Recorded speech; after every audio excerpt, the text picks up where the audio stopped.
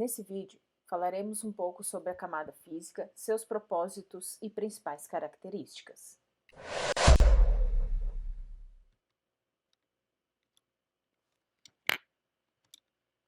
Para que a comunicação entre dois dispositivos aconteça, é preciso primeiro estabelecer uma conexão física entre esses dois dispositivos. Essa conexão, ela é a ligação dos dois dispositivos através de um meio físico. Esse meio pode ser com fio ou sem fio, e isso vai depender da placa de rede que o dispositivo tem disponível.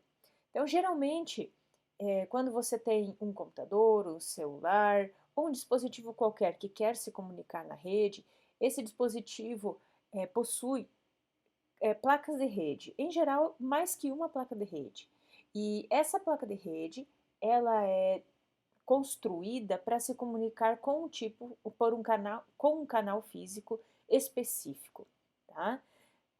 A placa de rede ou interface de rede, ela é o hardware responsável por conectar o dispositivo na rede.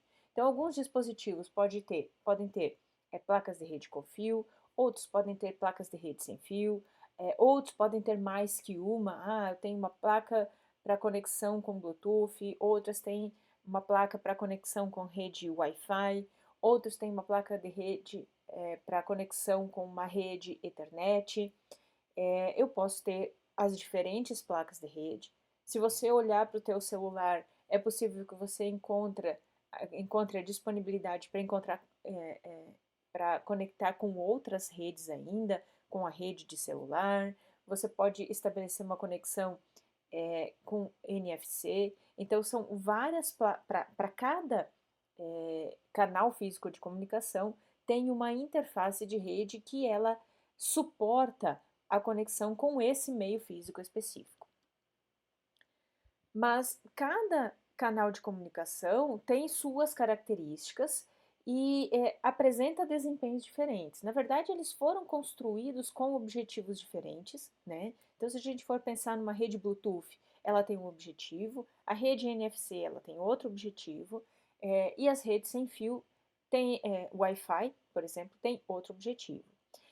E se nós compararmos o desempenho de uma rede Ethernet com uma rede de fibra ótica, que ambas são com fio, elas vão ter desempenho diferente. Se eu comparar esses dois meios físicos, essas duas conexões físicas, com uma conexão sem fio, o desempenho da sem fio vai ser muito menor. Isso se deve a quê? Às diferentes características do canal de comunicação e a forma como esses dispositivos vão se comunicar na rede. Então, o objetivo da camada física é transportar bits através da mídia de rede. E quando a gente falar aqui em mídia de rede, eu estou falando de quê? Eu estou falando do canal físico de comunicação. Então, essa figurinha já foi apresentada nos vídeos anteriores. Então, aqui a gente tem os dados. Esses dados são a carga útil, né, o payload da comunicação. Esse payload vai receber uma série de cabeçalhos. Esse aqui é o cabeçalho da camada de enlace. E aqui a gente tem o trailer, né? Então, esse é o quadro Ethernet, ou frame Ethernet, que vai ser transportado pelo canal de comunicação. Então, a camada física, ela não se trata do cabo de rede ou do meio físico de rede, mas ela vai aceitar os dados que recebeu da camada, que ela recebeu das camadas superiores, que ela recebeu da camada de enlace, e vai codificar esse quadro em uma série de sinais, e esses sinais são transferidos pelo canal de comunicação. Então, a camada física não trata do canal de comunicação em si, mas vai tratar de como codificar, como transformar os bits que estão lá, que chegaram lá da camada de enlace, em um sinal que o meio físico é capaz de transportar. Então, se a gente está falando de uma fibra ótica, eu vou transformar esses bits em feixes de luz. Se eu estiver falando de um canal físico que transporta, que é composto por um fio de cobre, então eu vou receber os bits e vou transformar em impulsos elétricos. Se eu estiver falando de uma rede sem fio, eu vou receber os bits e vou transformar em ondas de radiofrequência, tá? Esse, esse último passo no processo, esse é o último passo do processo de encapsulamento. Então, os dados que foram recebidos depois da camada de enlace, a camada de enlace ela vai colocar um cabeçalho e um trailer. Isso aqui vai, na verdade, no final das contas, tudo isso são bits, né? E o próximo passo é transformar esses bits em um sinal que a camada é capaz de transportar e encaminhar pelo canal físico de comunicação, de forma que que a próxima placa de rede consiga receber e decodificar.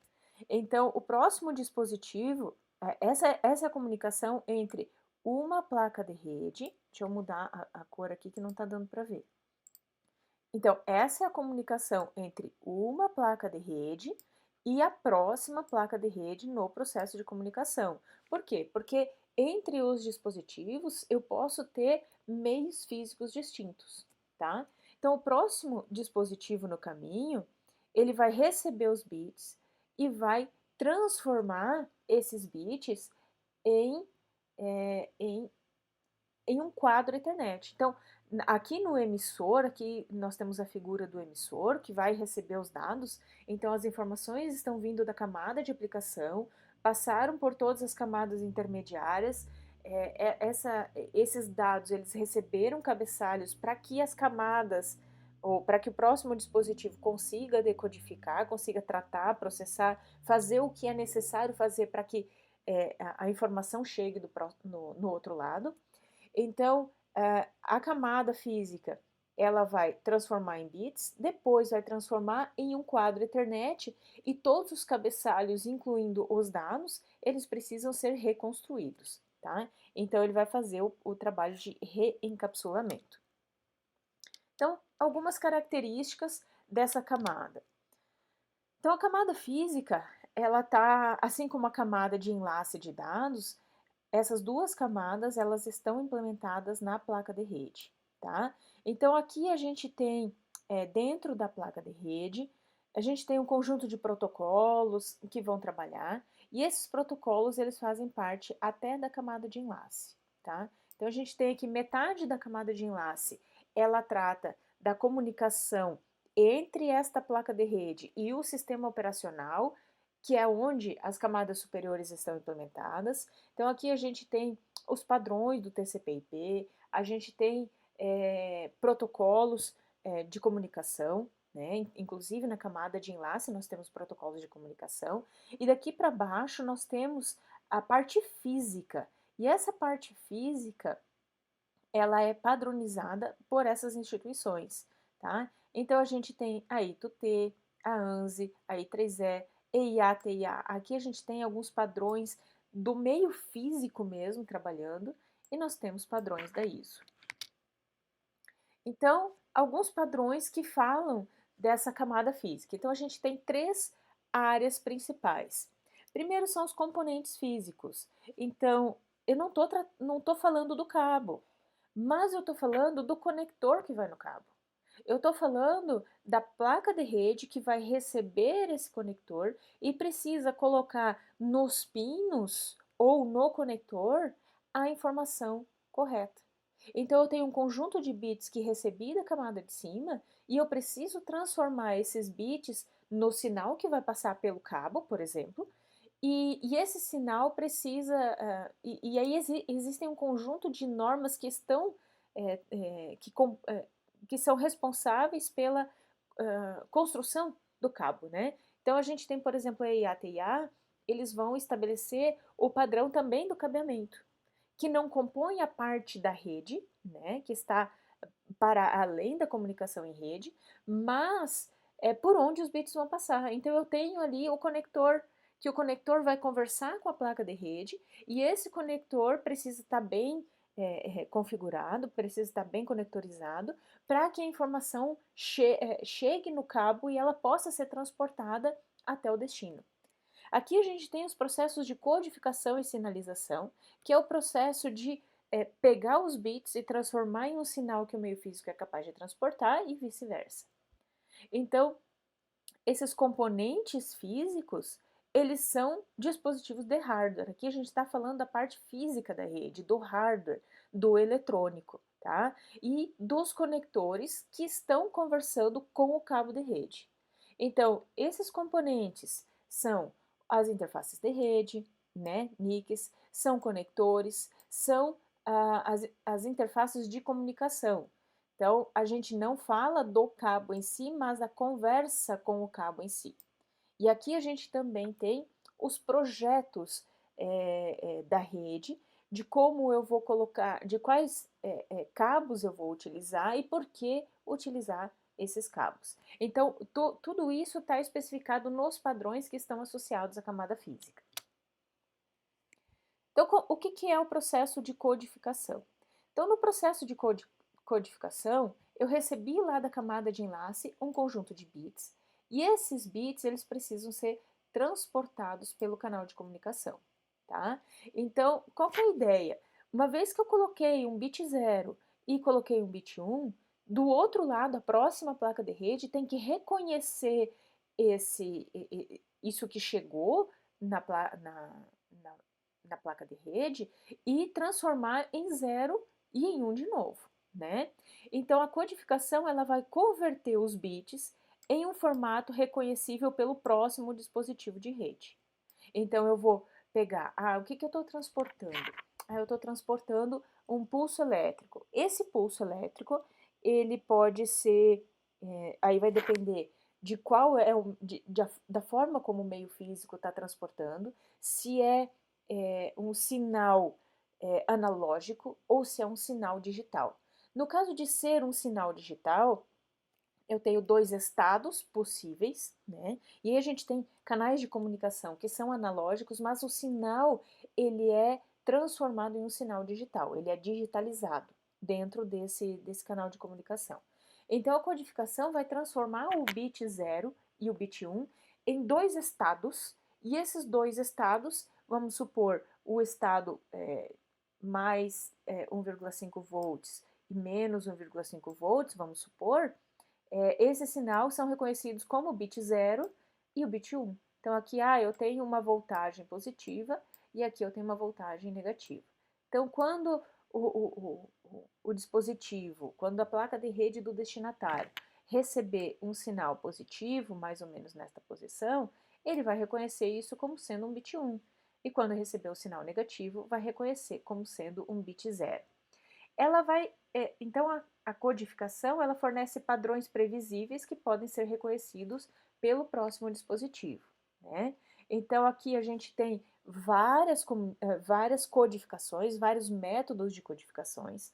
Então esse exemplo da figura é um método de codificação chamado Manchester e ele consegue transportar alguns bytes de dados e aí a gente tem algumas sequências binárias que ele consegue codificar. As diferentes codificações, elas podem ter diferentes desempenhos e permite que um dispositivo consiga transportar mais ou menos bits por sinal. Mas esses detalhes são detalhes mais em nível de hardware. A gente tem um outro processo, que é o processo chamado de sinalização, aonde o meio físico ele transporta apenas sinais analógicos. E na sinalização, a gente tem os bits 0 e 1 representados por sinais, por ondas, e aí a gente pode ter frequências dentro de um determinado tempo, tá? Então, os sinais elétricos, por exemplo, em um fio de cobre, eles são transportados neste formato aqui. E aqui eu posso ter sequências, por exemplo, 1, 0, ou vários conjuntos de zeros, 1, 1, ou vários conjuntos de 1. Por exemplo, esse sinal aqui é mais curto, ele pode ser compreendido como um bit 1. Aqui eu posso ter uma sequência de bits 1, ou eu posso ter, enfim, eu consigo colocar várias sequências binárias, dependendo da altura, da voltagem na verdade da voltagem, né, desse sinal. Então, no sinal digital, a gente teria, por exemplo, vários pulsos, é, vários estados. Estados é a palavra, né? Então, se eu tiver nesse estado, se eu tiver uma codificação que usa apenas 2 estados, eu posso ter aqui embaixo o bit 0 e aqui em cima o bit 1. E aí eu vou contar um determinado tempo, aqui eu sei que eu tenho um bit 1 e aqui eu sei que eu tenho 2 bits 1 em sequência, né? Então aqui eu tenho um tempo. Nesse sinal aqui, eu posso, por esse padrão aqui, eu posso ter vários estados. Então, se o bit tiver, se a voltagem tiver nessa potência, eu posso ter um bit 0. Aqui, nessa sequência, eu posso ter dois, ou aqui eu posso ter 2 bits zeros, aqui eu posso ter um 0 e um 1, aqui eu posso ter um, um bit 1 e um bit 0 nessa sequência, aqui 2 bits 1. Então, dependendo da codificação, ele vai colocar zeros e uns em uma determinada voltagem, tá? Agora, isso acontece quando a gente trabalha com sinais elétricos, sobre o fio de cobre. Agora, quando a gente fala de luz, a luz ela não trabalha com esse tipo de sinal, ela vai trabalhar com pulsos ou feixes de luz. Eu prefiro o termo feixe. Aonde eu tenho um feixe de luz que ela vai ter uma coloração ou ela vai ter uma luminosidade. E essa luminosidade é a que vai determinar qual é o estado daquele bit, tá? E aí a gente tem para sinalização alguns padrões, né? E esses padrões eles são utilizados para determinar se o bit é 0 ou se o bit é 1.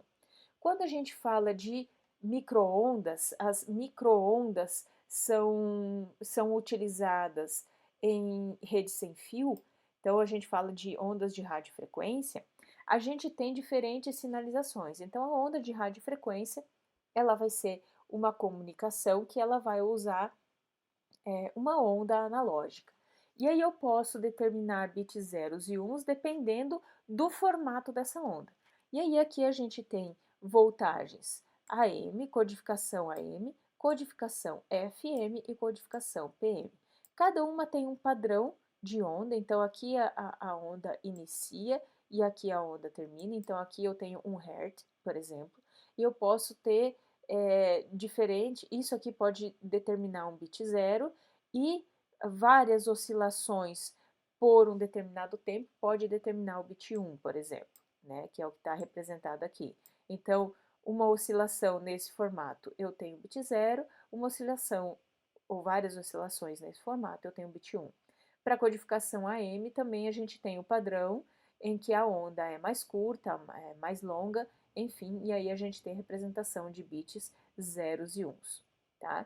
A codificação PM, ela vai inverter, vai fazer a inversão do modo, do formato da onda.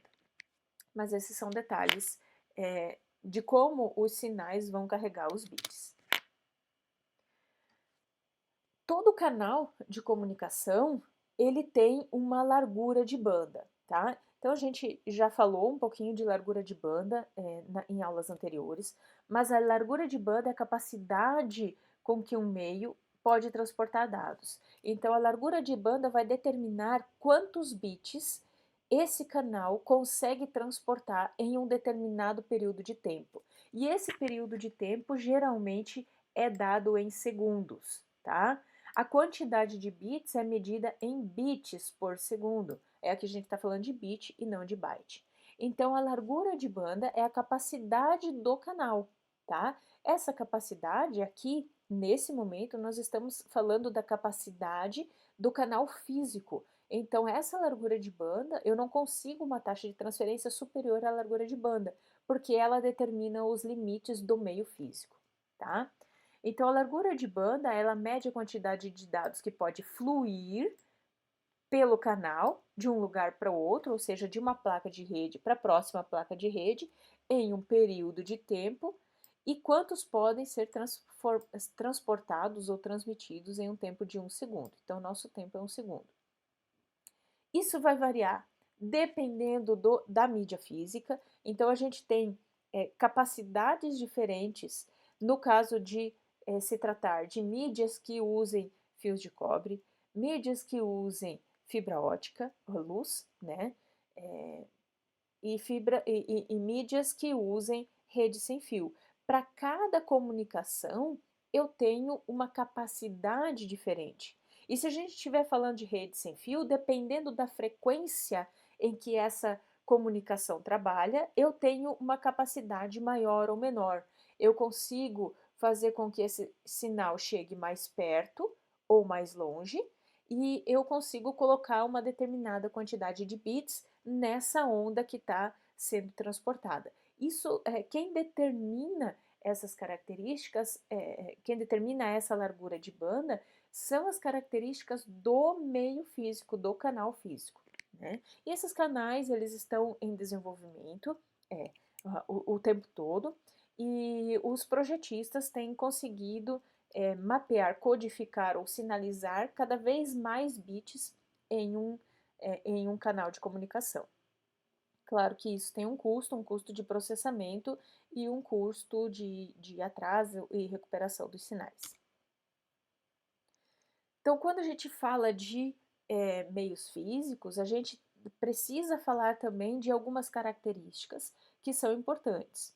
Para que um sinal saia de um lugar, de uma placa, e chegue na outra, ela vai passar por um canal de comunicação, certo? Ela vai passar fisicamente por esse canal, e aí esse sinal, ele vai demorar um determinado tempo para percorrer esse meio físico.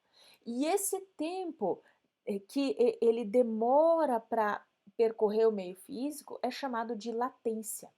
Então, a latência é o tempo, incluindo os atrasos, para que a informação saia de uma placa de rede e chegue na próxima placa de rede. Ela vai viajar pelo canal de comunicação. E aí, quando eu estiver falando de atrasos especificamente, eu posso ter atrasos que são originados do processo de codificação e decodificação, tá? Porque eu tenho o tempo em que chegam os bits, eu vou transformar esses bits em um sinal e esse sinal vai percorrer o meio físico. Do outro lado, eu preciso descobrir se esse sinal que eu recebi é um sinal, é o mesmo sinal que saiu do outro lado. E aí tem uma série de processos, de processamentos que são realizados pela placa de rede para verificar se potencialmente os bits que foram colocados no meio físico são os mesmos bits reconhecidos na chegada. E se não for, existe um processamento intermediário. A gente também tem a produtividade, que é a medida de transferência de bit durante um determinado tempo. Isso aqui é chamado de throughput, tá? Ou vazão. Vamos trocar o termo produtividade por vazão, tá? Então, a vazão é o quê? A vazão é a quantidade de bits que eu consigo transportar nesse meio físico, tá? Então, vazão. A, Então, a latência é o atraso, a vazão é o throughput, que é a quantidade de bits. Então, de um lado, eu tenho largura de banda, né? Então, a largura de banda é a capacidade do canal. Então, ele vai me dizer qual é a capacidade máxima. Ah, eu tenho um canal de comunicação que ele consegue transferir 100 megabits por segundo ou 1 gigabit por segundo. Então, essa é a capacidade do canal. No entanto, essa capacidade, ela nem sempre é utilizada no seu limite. Então eu tenho uma vazão, que a vazão é o quanto está passando em um determinado período de tempo. Isso é chamado de throughput. Então, o throughput é a quantidade de dados que está passando no meio físico em um determinado período de tempo. Agora, essa capacidade, essa quantidade de bits, na verdade, a quantidade de bits contendo, deixa eu voltar aqui, contendo todos os bits que foram transferidos. E quando eu falar de todos os bits, eu estou falando da parte que contém os cabeçalhos e a parte útil, tá? Então, o throughput é a quantidade de bits contando todos os bits que eu vou mandar para o meu canal de comunicação, é, é a quantidade de bits que está passando no canal, né? Incluindo os cabeçalhos. Quando a gente falar de good put, eu estou falando da transferência da carga útil, ou seja, da quantidade de dados, tá? Então, essa quantidade de dados é a quantidade de dados úteis. Então, a medida de dados úteis transferidos em um determinado período de tempo. Então, a gente tem é, como que eu calculo o good put? Eu vou pegar a vazão, que é o throughput, tá? Eu vou pegar a vazão menos os cabeçalhos, os bits que compõem os cabeçalhos, ou seja, quando a gente fala de cabeçalho, a gente gera sobrecarga na rede. Eu vou gerar uma quantidade de bits que originalmente eu queria mandar uma certa quantidade, 100 mil bits por segundo, mas para transportar esses 100 mil bits eu coloquei alguns cabeçalhos. Então eles vão caracterizar o que a gente chama de sobrecarga de rede. Então o good put é a quantidade de dados total que é transferida menos a quantidade de dados que compõem os cabeçalhos, tá? Então isso caracteriza a quantidade de dados boa ou útil que eu vou transferir na minha rede. Então, nesse vídeo, nós falamos um pouco sobre as características e o propósito da camada física.